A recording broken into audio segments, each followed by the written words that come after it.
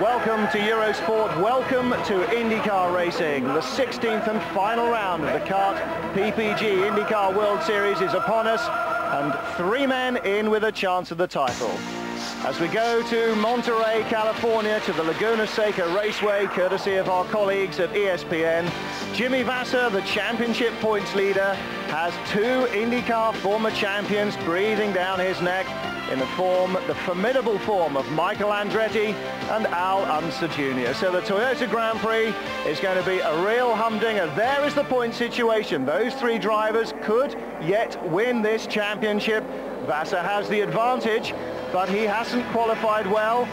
Better, though, than Michael Andretti, 11th, and Al Unser Jr., 13th. There is the man who we could be seeing crowned this afternoon, and if so, that smile will get mighty wide. Michael, former champion, former Formula One racer, and he is the man with a winning streak, the on-form man at the moment. But Al Unser Jr., cool, canny, calm, collected, the Albuquerque, New Mexico resident, is never to be counted out, no matter how poor his Penske may have seemed in qualifying. Let's look at Laguna Seca. Turns 10 and 11, the final 2 corners have been changed. You can see there, trouble and passing go hand in hand on this raceway.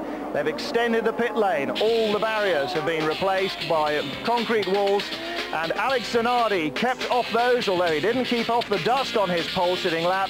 His 6th consecutive pole position, that's a season-tying record, just edging out Brian Herter on the front row. And it's an all-pack West row 2, with Mo and Billy, Mauricio Gugelmin and Mark Blundell filling that row, and they will have Mercedes power next year.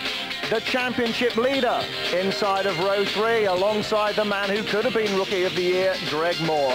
And then Andre Ribeiro alongside his countrymen Rahal and Pruitt on row 5, and Rahal going to Ford engines for 97.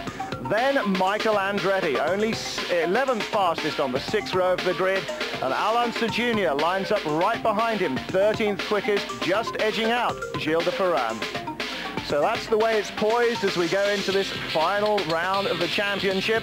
It couldn't possibly be more of a grandstand finale. Weather is perfect in Monterey, as you'd expect from this early fall weekend, for Stefan Johansson's last race, or so the rumor mill has it.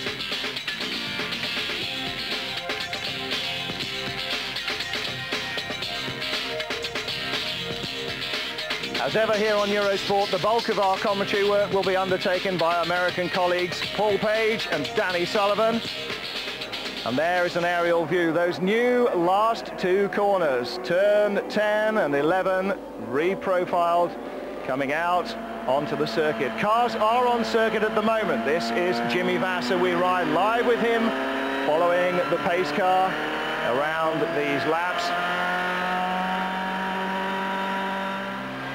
Michael, the view from further back down the grid, and 2 cars astern of him, Al Unser Jr. Let's join our American colleagues and pick up the action.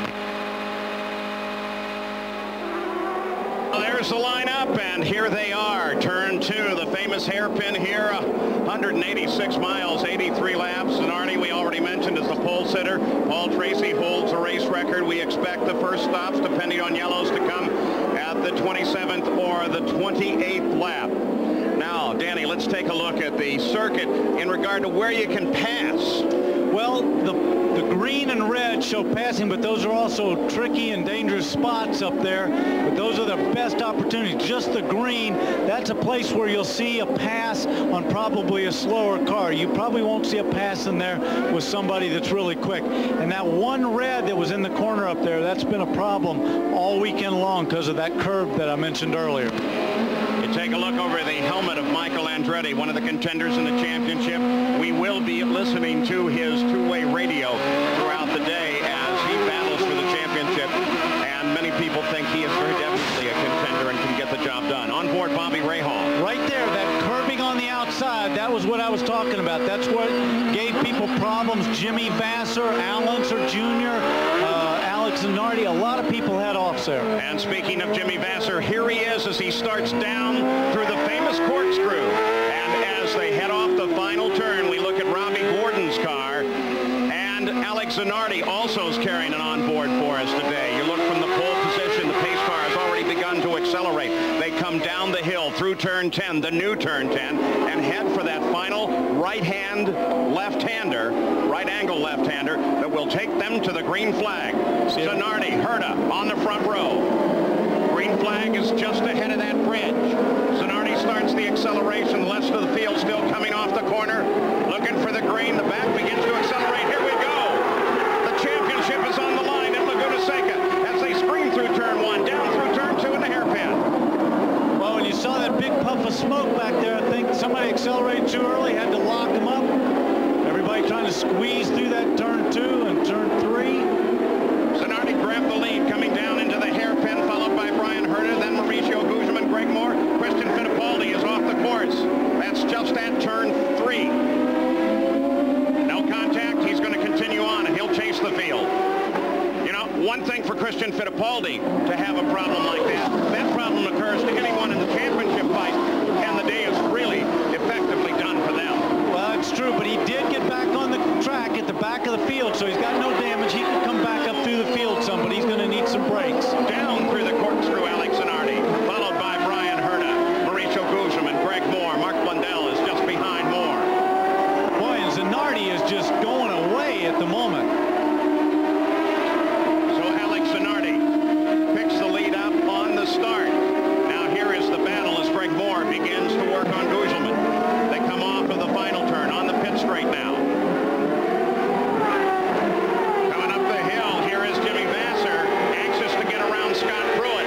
Oh, they're making a couple of moves in there. He saw him kind of, look at that. Look at Scott.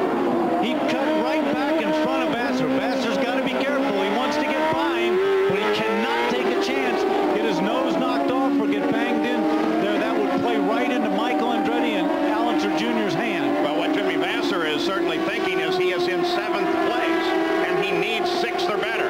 And I believe I saw right behind him was Michael Andretti. Christian Fittipaldi comes into the pits. There's a report from the course marshals that Joe DeFerrin and Allenser Jr. had contact during that lap. Look at that for Christian Fittipaldi. He's going to have to get that lap. I didn't see. That must have gone down and then shredded after the spin. Well, he could have picked up the puncture. Maybe he got punted a little bit by somebody else and tapped him and pushed him off, and it could have cut that tire.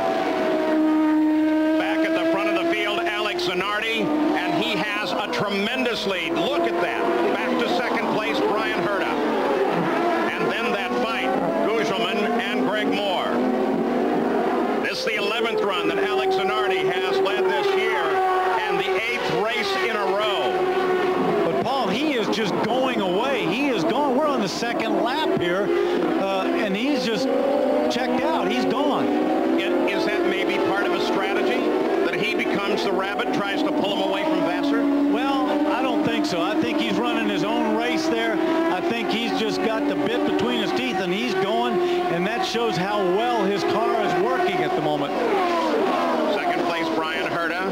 Guzman and Moore have resolved the conflict for the moment. Blundell is just behind. And then Scott Pruitt and Jimmy Vasser looking for his championship, his home track. Whoa, who's this? Wall. That looks like Paul Tracy. It is Tracy. Paul Tracy, and that's the area you were talking about.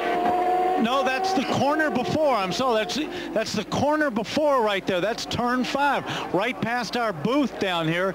He's up in here. Oh, he just got sideways there. We didn't see everything. Parker Johnstone right behind him. His day is done. So Paul Tracy backs it into the wall, and we wait to see what this will do to the course status. Right now, there are yellow flags only in the area. We wait to see if they go full course, Jan Vikas. The call from Paul Tracy was that he was hit from behind by Parker Johnstone. So that is the report that he radioed back to the crew, and obviously Parker now making his way onto pit road to check for damage.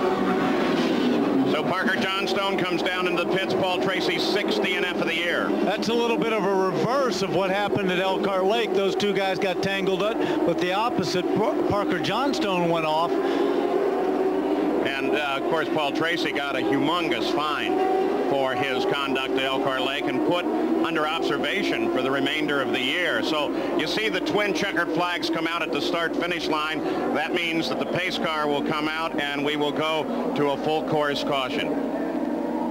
Jan Beekes. Parker Johnstone came in. He's just about ready to leave, but now at the back of the car, they said stop. Now they're letting him go. The report from the course workers were that something was dragging underneath the car, but when they got it up on the air jacks, they looked underneath, and the crew said, looks okay to me. Well, and Danny Sullivan just pounded me on the head. I've done it again. They're yellow flags that slow the cars down. We're waiting for the checkered flag. On board, Michael Andretti. A lot of people cheering, well, all three in the championship. It's a hometown crowd for Jimmy Vasser. He's from San Francisco, about an hour and 20-minute drive to the north of here. Michael Andretti, a two-time winner here, very popular with the crowd. And, of course, Al Unser Jr., popular not just across the states, but around the world. Can you describe it a little bit more for me? You don't think it's pressures? Listening to I think it is. I'm just sliding all over the place. I'm not sure if it's pressures. We'll find out in the next couple laps after it goes green. Off one by one.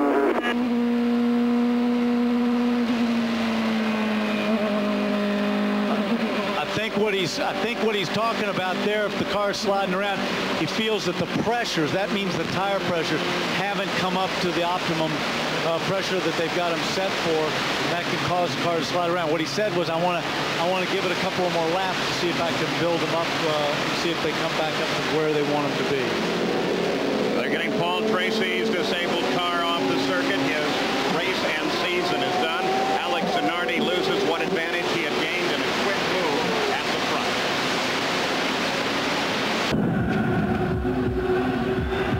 I'm Martin Haven. I was about to say there is no one more disappointed in this race than with our pictured breakup than myself, but of course there is Mark Blundell sitting so despondently on the pit wall. His best race showing so far, and the PacWest car has let him down. So Billy's out. Mo has picked up a place courtesy of that, his teammate Maurizio Gugelmin. But a sad end to Mark Blundell's season. Not a total write-off. He showed very strongly here, and I'm sure he would love to be with the PacWest team for next year when they get Mercedes power. So too, I'm sure, with Maurizio Gugelmin. Let's look at it then. Jimmy Vasser still sitting pretty in sixth with the retirement then. So now, even if Andretti or Al Unser Jr. win, unless Vasser loses places, he is assured of the championship. Still, as we never tire of saying in motor racing, a long way to go. Anything can happen. Here's the first view from Bobby Rahal's car. And as he moves round into turn 4 here at Laguna Seca, we'll go back to our American team, hopefully Paul Page and Danny Sullivan. And where he's running right now has managed, for the moment at least, to move up into second in the points. He was fourth in the points, but that's a very fluid situation. Gary Gerald. Jim Hall, Gilles de Ferran, together for the last time. Jim, we start with you, saying goodbye to this sport that you've been such a big part of for more than 40 years. What are the emotions now with the disappointment? Well, just disappointed in the results of this race. The car was running quite well, and I thought we were in a reasonable position. We probably didn't have a good shot at winning, but we were going to move up in the points, and I thought that was worth doing. And Joe was out there driving it smart, so too bad he had the failure. What will you do? Will you be close to racing in any sense in the years ahead? I didn't hear you. Close to racing at all in the future years? I don't know what I'm going to do. All right. And Gilles de Ferran, was there contact with Al Unser Jr. at some point before you came out? Yeah, it's right at the first turn. You know, just a little territorial dispute, nothing major. And his left rear touched my right front, but everything was fine. I don't think Al or I had a problem after that. He goes to Walker Racing next season. Thank you. How gentlemanly, a territorial dispute. I like that term. I've never heard that, but And that, by the way, applies to most wars as well. And there it is with 61 laps to go. The lineup with Zanardi out in front, and well out in front, 3.2 seconds over Brian Herta, with the full course caution early on as we reach this point in the race. We'll probably go 8 or 9 laps more before we see the first pit stops. The target team of Chip Ganassi is already reporting that they're able to go just a little deeper in the race before they start. what I'm seeing here too with Al Unser Jr. is that obviously his car was working better on full tanks, and as the fuel load is getting lighter, his car